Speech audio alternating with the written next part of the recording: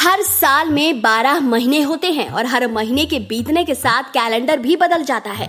लेकिन अब ये जो महीना आया है ये हिंदू कैलेंडर के हिसाब से बहुत ही खास है, खासकर सनातन धर्म को मानने वालों के लिए। मित्रों, हिंदू कैलेंडर में मार्गशीर्ष का बहुत महत्व है और इस महीने की 2 तारीख ऐसी है जिसमें आपको कोई भी मांगलिक काम करने से रोका जाता है, क्योंकि इससे आपने आज तक जो धन संचित किया होगा वो सब नष्ट हो जाएगा।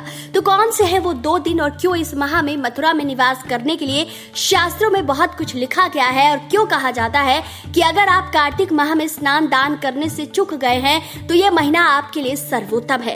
ये जानने के लिए आपको वीडियो के साथ अंत तक बने रहना है। मित्रों, अभी देव दिवाली के साथ कार्तिक माह संपन्न हुआ है। कार्तिक माह स्नान दान और देवताओं के जागृत होने का माह था।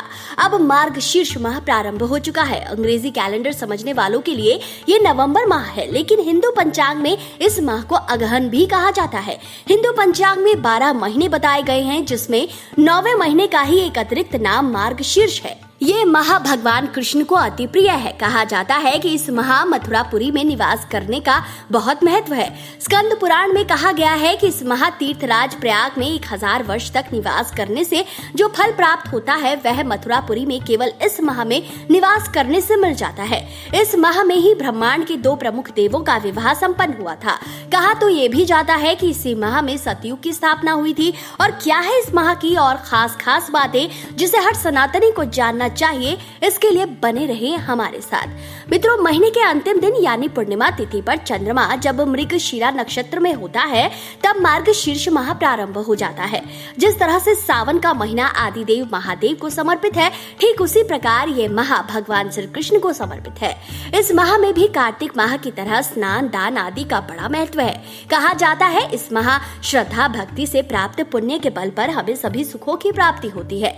ये माह अतृप्त आत्माओं की शांति के लिए भी बहुत महत्वपूर्ण माना जाता है।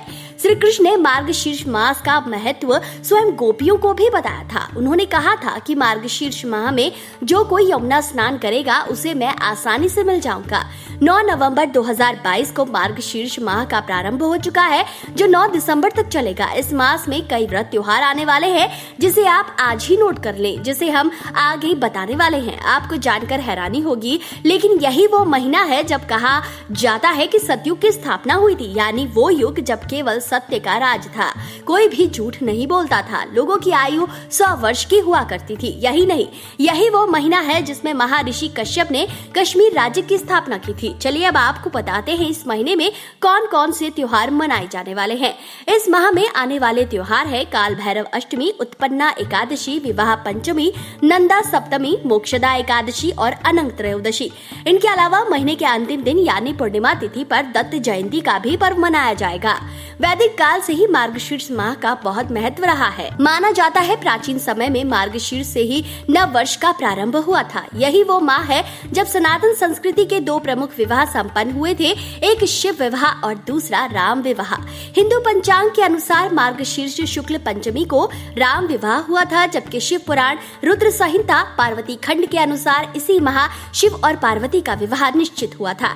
एक कथा के अनुसार सप्तऋषियों के समझाने पर माता पार्वती के पिता हिमवान ने शिव के साथ अपनी पुत्री का विवाह मार्गशीर्ष माह में ही निश्चित किया था। आपके मन में ये प्रश्न उठ रहा होगा, तो महाशिवरात्रि में तब क्या हुआ था? तो आपको बता दें कि महाशिवरात्रि को आदि देव और आदि शक्ति का विवाह संपन्न हुआ था, किंतु उसकी तिथि मार्गशीर्ष में ही निश्चित हुई थी। स्कंद पुराण में कहा गया है कि जो मनुष्य प्रातः काल उठकर मार्गशीर्ष में स्नान करता है उस पर संतुष्ट होकर मैं अपने आप को भी उसे समर्पित कर देता हूँ।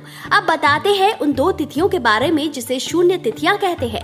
मार्गशीर्ष में सप्तमी अष्टमी को मास शून्य तिथियां कहते हैं। कहा जाता है कि ये माघ शून्य तिथियों में मंगल कार्य करने से वंश तथा धन का नाश हो जाता है। लेकिन इन 2 तिथियों के अलावा आप इस माह में व्रत रखें तो उसका बड़ा महत्व है। साथ ही इस माह में ब्राह्मणों को भोजन करवाने का भी बहुत महत्व है। कहा जाता है कि इस माह में जो अपनी शक्ति के अनुसार ब्राह्मण को भोजन कराता है वह रोग और पापों से मुक्त हो जाता है। मार्गशीर्ष माह मास में एक बार भोजन करके समूचे माह को व्यतीत करने वालों को रोगों और पापों से मुक्त माना जाता है। शिव पुराण के अनुसार अन्नदान के अलावा मार्गशीर्ष में चांदी का दान करने से वीर्य की वृद्धि होती है। इस माह को चंद्रमा दोष से छुटकारा पाने के लिए बहुत जरूरी माना गया है। मित्रों, ज्योतिष शास्त्र में चंद्रमा को मन का स्वामी कहा गया है।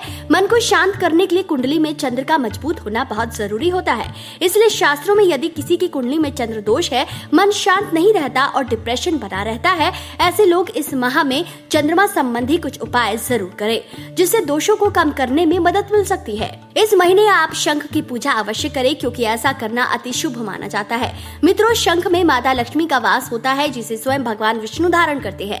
इस महीने में श्री कृष्ण के बाल स्वरूप की पूजा का विशेष महत्व है। कहा जाता है इस पूरे माह में रोजाना शंख में जल या दूध भरकर अभिषेक करने से और बाल गोपाल को तुलसी, मोरपंख, पीली मिठाई, माखन, मिश्री चढ़ाने से सभी तरह के दोषों से छुटकारा मिल जाता है। आपके लिए मार्गशीर्ष माह शुभ और मंगलमय हो, इसी कामना के साथ आज के लिए इतना ही। तो मित्रों, आपको आज का ये वीडियो कैसा लगा, अपनी राय कमेंट करके जरूर बताएं।